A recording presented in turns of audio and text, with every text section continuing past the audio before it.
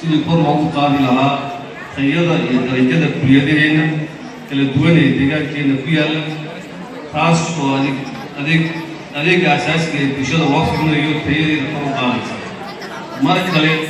waxaan u hambaliyeynayaa ardayda macallimiinta iyo waalidiinta sharafta leh ku soo tabcay sidii aan u soo gaari lahayn maalintan farxadda leh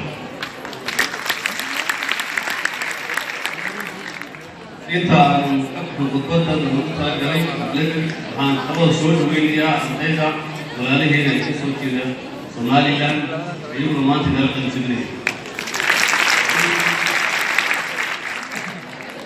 waa ku faraxsanahay dalka noocaasa in badan ayaan ka hadalnaa Soomaalinimada iyo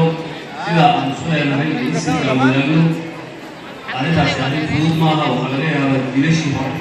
inay siyaasad qaldan uga hadjireen laakiin waa soo dhaweynaa Soomaaliyada ee isku midka ee isirkiya isdhexgalaan mustaqbalkana kuwa qaarna xagga waxbartaan qaar kale meelaha kala tagaan waxaa kaloo naajiya soo dhaweynayaa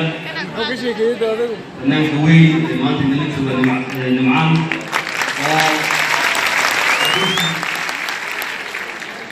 oo runtii xilligii fanka Soomaaliyeed uu aad u sii baaba'ayay ka mid noqda dhalinyarada ugu cadcad ee sida maaragta wanaagsan usoo noolaysay maantana halka ka qaaday hees aad iyo aad u qiimo badan oo ka hadlaysa qabiilka iyo xumaanta uu leeyahay maanta isku boodinaya inaad diyaar u noqotaan inaad u adeegtaan bulshadiina in la iska iloobo fikrada khaldan ee ka mid tahay in shaqada loo arko meel lacag laga sameeyo public service attitude baa laydinka rabaa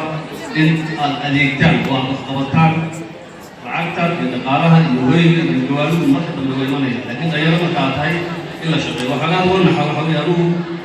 700 kun oo Itoobiya ayaan ka shaqayn jiray xafiiska waxbarashada inaan anu iska hadlayo maaha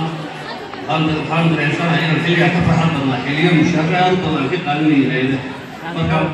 inaan yeelano dareen adeegida haddii inagu adeegin oo shacabkeena ku qabanin isbedel ma imaanayo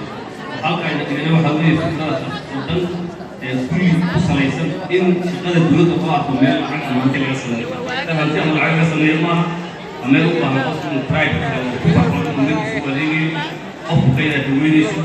qof aragtida sida caawinayso in baahdiisu noocaas qiyamka noocaas bulshada inuu yeelato yaa laynaga rabaa mar kale hambaliyo